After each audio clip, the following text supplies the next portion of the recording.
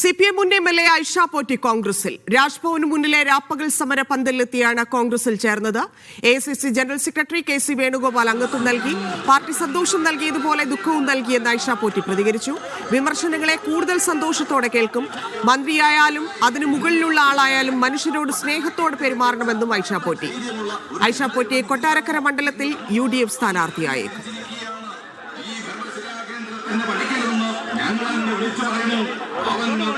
ഒരുപക്ഷെ വിചാരിക്കാം ഐഷ പോറ്റി ഈ 10-25 കൊല്ലക്കാലം ജനപ്രതിനിധിയായും ഒരു പ്രസ്ഥാനത്തിന്റെ ഭാഗമായി നിന്നിട്ട് വർഗവഞ്ചകയായി ആ പാർട്ടി മാറിപ്പോയോ എന്ന്. വളരെ മ്ലേച്ഛമായ ഭാഷയിലൂടെ ഇനി വരും ദിവസങ്ങളിൽ സോഷ്യൽ മീഡിയയിൽ കൂടെ ധാരാളം കാര്യങ്ങൾ വരുമെന്ന് എനിക്കറിയാം. പക്ഷെ ഞാൻ അതിനെ ഒട്ടും ഭയക്കുന്നില്ല. എന്റെ അച്ഛനൊക്കെ പാർട്ടി ഉണ്ടായിരുന്നു. ആ കാലമല്ല ഇന്ന് പാർട്ടിയിൽ ഉള്ളതെന്നുള്ള സത്യമാണ്. ഞാനും ആ പ്രസ്ഥാനത്തിന്റെ ഭാഗമായ സമയത്തെ പോലെ അല്ല. ആ വഴിയൊക്കെ മാറിയിട്ടുണ്ട്. ഞാൻ തുറന്നു പറയണം, എന്റെ പ്രിയപ്പെട്ട സഖാക്കൾക്കൊക്കെ ചിലപ്പോൾ എന്നോട് ദേഷ്യം വരും. കുറച്ച് ഡിസിഷൻ മേക്കേഴ്സ് മാത്രമാണ് മൊത്തത്തില് പ്രയാസമാക്കി മാറ്റി. നിങ്ങൾ അന്വേഷിച്ചുകൊള്ളുക. എന്തായാലും വിമർശനങ്ങളെ ഞാൻ കൂടുതൽ സന്തോഷത്തോടെ കേൾക്കുകയാണ്. വിമർശനങ്ങളാണ് മനുഷ്യനെ ഇത്രത്തോളം എത്തിക്കുക.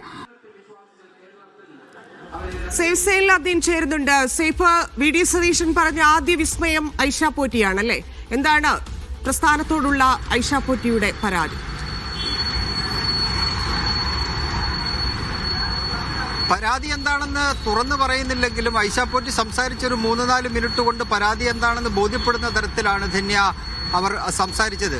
ഏതെങ്കിലും തരത്തിലുള്ള സൂചന കിട്ടുന്നുണ്ടായിരുന്നില്ല. അവർ ആ വേദിയിലേക്ക് വരും, അതുപോലെ തന്നെ മെമ്പർഷിപ്പ് സ്വീകരിക്കുമെന്നുള്ള സൂചനകളൊന്നും തന്നെ കിട്ടുന്നുണ്ടായിരുന്നില്ല. രാവിലെ VD സതീശൻ ജോസ് കെ മാണിയുമായി ബന്ധപ്പെട്ട വിഷയത്തിൽ ബൈറ്റ് തന്നപ്പോഴും എന്താണ് വിസ്മയം എന്ന് നമ്മൾ ചോദിച്ചിരുന്നു. അപ്പോൾ അദ്ദേഹം പറഞ്ഞത് വിസ്മയം എന്താണെന്ന് ഇപ്പോൾ പറഞ്ഞാൽ ആ വിസ്മയത്തിന്റെ അത് പോവില്ലേ എന്നുള്ള ചോദ്യം അദ്ദേഹം മുന്നോട്ട് വെച്ച ശേഷം കുറച്ച് ദിവസം കൂടി നിങ്ങൾ കാത്തിരിക്കൂ, വിസ്മയം നിങ്ങൾ നേരിട്ട് കാണും എന്ന് പറഞ്ഞ് അവസാനിപ്പിക്കുകയാണ് ചെയ്തത്.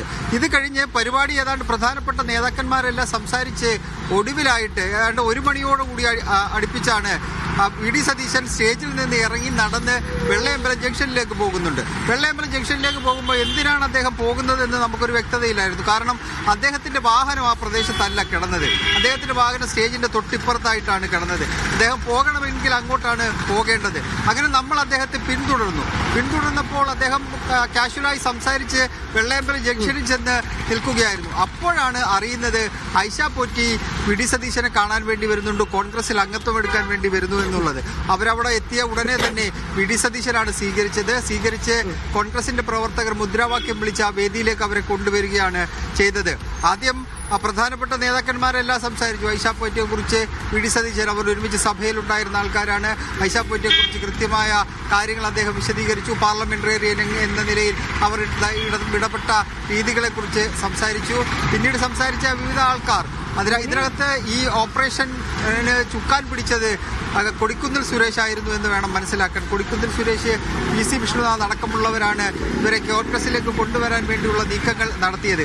അങ്ങനെ ആദ്യത്തെ സർജിക്കൽ സ്ട്രൈക്ക് നടന്നിരിക്കുകയാണ് UDFന്റെ ഭാഗത്ത് നിന്നുള്ള. അതിനുശേഷം സംസാരിച്ച ഐഷ പോറ്റി ഇപ്പോൾ നമ്മൾ പറയുന്ന പോലെ ഇന്ന് മുതൽ തുടങ്ങും CPMന്റെ സൈബർ സഖാക്കൾ അവരെ ആക്രമിക്കാൻ വേണ്ടി. അങ്ങനെയുള്ള അക്രമങ്ങളും വിമർശനങ്ങളും ഞാൻ കൂടുതൽ സ്വാഗതം ചെയ്യുന്നു. അതാണ് എന്നെ കൂടുതൽ ശക്തിയാക്കുന്നത്. ഞാൻ വർഗവഞ്ചകയാണെന്ന് നിങ്ങൾ കരുതുന്നുണ്ടാകാം, പക്ഷെ അങ്ങനെയല്ല.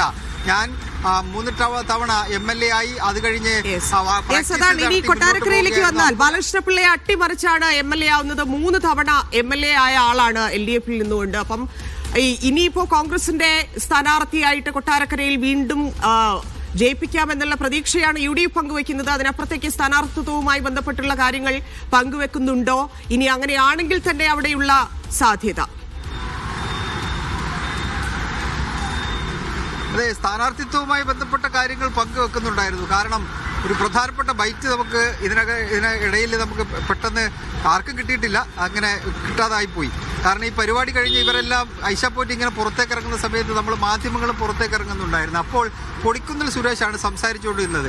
കൊടിക്കുന്നിൽ സുരേഷ് സംസാരിച്ചുകൊണ്ട് നിൽക്കുന്നതിനിടയിൽ അദ്ദേഹം ഒരു വാചകം പറയുന്നുണ്ടായിരുന്നു. അദ്ദേഹം പറഞ്ഞ വാചകം ഐഷ പോറ്റിയിലൂടെ കൊട്ടാരക്കര സീറ്റ് നമ്മൾ തിരിച്ചു പിടിക്കും എന്നൊരു വാചകം പറഞ്ഞ ഉടനെ തൊട്ടടുത്തിരുന്ന KC Venugopal, AICC general secretary KC Venugopal തമാശ രൂപേണ പറഞ്ഞു, സ്ഥാനാർത്ഥി നിർണയമൊന്നും ആയിട്ടില്ല, കൊടിക്കുന്നിലെ എന്ന് പറയുന്നുണ്ടായിരുന്നു. അപ്പോൾ തന്നെ അദ്ദേഹം തിരുത്തി. അദ്ദേഹം പറഞ്ഞത് ഐഷ പോറ്റിയെ മുന്നിൽ നിർത്തി കോൺഗ്രസ് പ്രവർത്തകർക്ക് കൂടുതൽ ഊർജ്ജം നൽകി ആ സീറ്റ് പിടിച്ചെടുക്കും എന്ന് അദ്ദേഹം വാചകം മാറ്റുകയും ചെയ്തു. എന്തായാലും കൊട്ടാരക്കര സീറ്റ് അവർക്ക് തന്നെയാണ് എന്ന കാര്യത്തിൽ യാതൊരു സംശയമില്ല. കൊട്ടാരക്കരയിൽ KN ബാലഗോപാലിനോട് മത്സരിക്കാൻ വേണ്ടി ഐഷ പോറ്റി രംഗത്തിറങ്ങുമെന്ന കാര്യത്തിൽ സംശയമില്ല. ഈ ഓപ്പറേഷൻ UDF ഇപ്പോഴല്ല ആരംഭിക്കുന്നത്. കഴിഞ്ഞ തെരഞ്ഞെടുപ്പിന്റെ സമയത്ത് 2 ടേം കർശനമായി നടപ്പാക്കാൻ വേണ്ടി തീരുമാനിച്ച സമയത്ത് തന്നെ ധന്യ ഈ ഒരു റൂമർ ഇത് ഒരാളുടെ ആണെങ്കിൽ ഈ പേരിനൊപ്പം തന്നെ മറ്റു 2-3 പേരും കൂടി നമ്മൾ കേട്ടിരുന്നു. അതിലൊരു പേരായിരുന്നു ഇത്. 2021 തെരഞ്ഞെടുപ്പിന്റെ സമയത്ത് തെരഞ്ഞെടുപ്പ് പ്രഖ്യാപിക്കുന്നതിന് മുമ്പ് തന്നെ ഐഷ പോറ്റി ഇങ്ങനെ